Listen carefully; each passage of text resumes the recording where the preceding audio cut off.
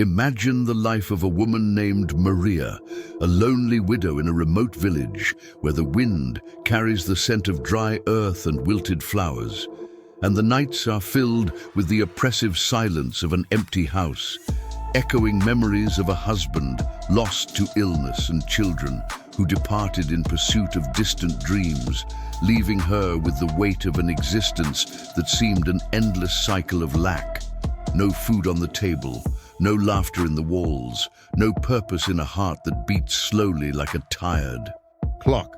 Maria would wake with the sun filtering through the cracks in the cracked window, the aroma of weak coffee mingling with the accumulated dust, and a dull ache in her chest, whispering doubts.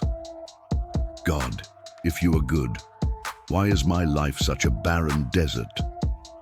Inspired by real testimonies of people who, like her, faced widowhood and spiritual poverty, transforming them into sources of blessings through gratitude, like those who shared in faith groups about how a simple thank you opened doors to divine prosperity. Maria found an old prayer book forgotten in the attic, yellowed pages with notes from her grandmother, revealing a forgotten miracle, gratitude not as a gift, but as a divine key that unlocks daily transformations, inviting God's abundance that begins in the spirit and overflows into everyday life, proving that what seems like an end is only fertile ground for a supernatural rebirth. Have you ever felt like your life was an unbearable burden, full of grey days where nothing flourishes, and wondered if there's a simple miracle within everyone's reach that can turn everything upside down in steps that fit in the palm of your hand, bringing prosperity that isn't of this world but comes directly from heaven? Imagine waking up tomorrow with a light heart, doors opening, and blessings falling like rain.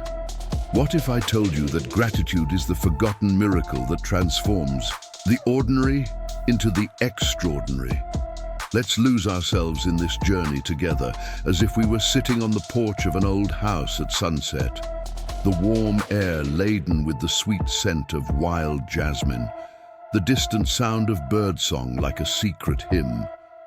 While I tell you of the miracle Mary discovered, a secret not for those seeking quick riches, but for those willing to open their hearts like a flower to dew, feeling vulnerability before fullness. Feel the creaking wood beneath your feet, the gentle wind touching your skin like a divine touch, and imagine Mary there, in the dusty attic, the dim light of a candle dancing shadows on the walls, the smell of old mildew mingling with her weary sigh.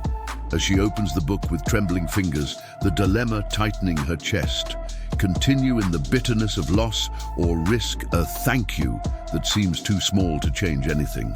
The first step revealed itself as a gentle whisper, recognizing the blessings hidden in everyday life, inspired by 1 Thessalonians 5:18. Give thanks in all circumstances, for this is God's will for you in Christ Jesus. And Mary, with hot tears streaming down her wrinkled face, began listing on a crumpled piece of paper the warming sun, the simple bread on the table, the air she breathes, feeling a shiver down her spine as if an invisible presence enveloped her. But the tension grew, because nothing visibly changed. The loneliness persisted, the empty refrigerator mocked, and a doubt crept in like a shadow. What if these are just empty words?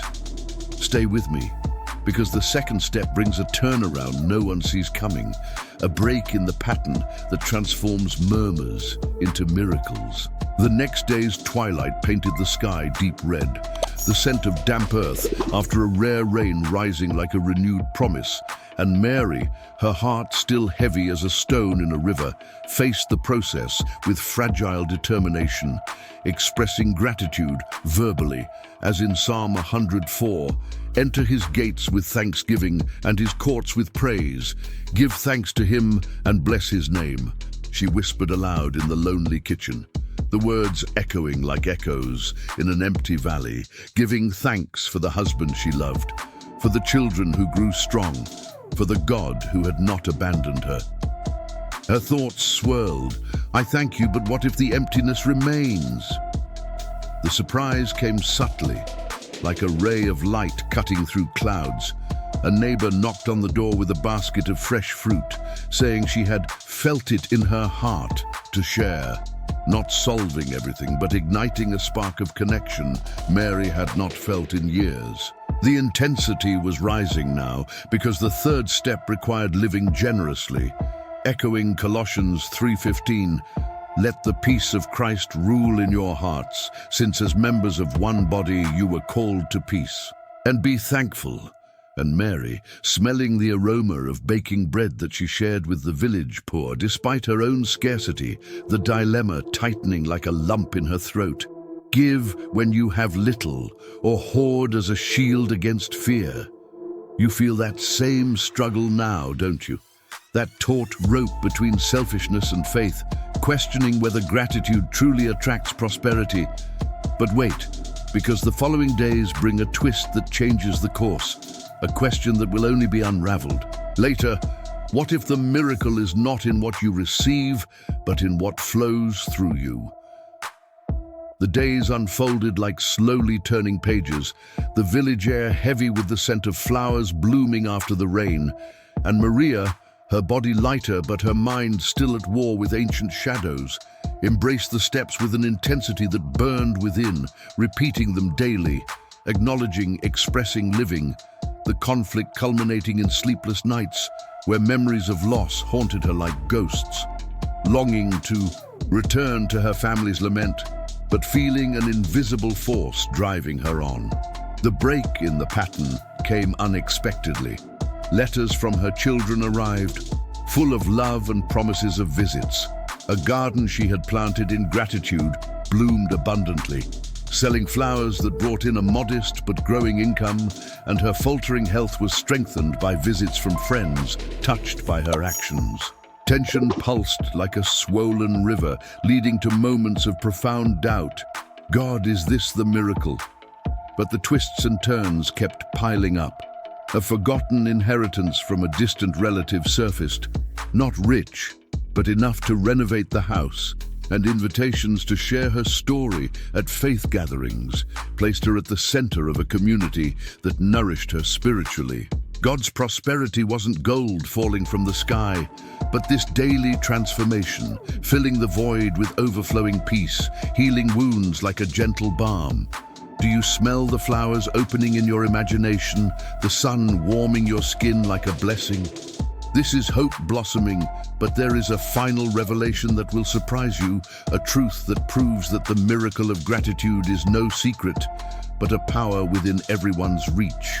What if I told you that Mary's journey, inspired by real-life stories of widows who found divine prosperity through simple gratitude, like those who testified in faith books about how thank you opens the heavens, reveals that the 3 steps are not a formula, but an invitation to a life where God's abundance flows unceasingly, transforming the desert into a fertile garden?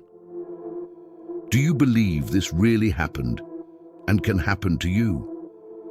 Have you ever experienced something similar, this cycle of lack that robs you of joy? If this touched you, it's because this video needed to reach you, a divine whisper to begin the steps today. Comment below with your first gratitude, share it with someone who needs a miracle, and subscribe to the channel for more transformations that come from above. But only if you have the courage to give thanks before seeing.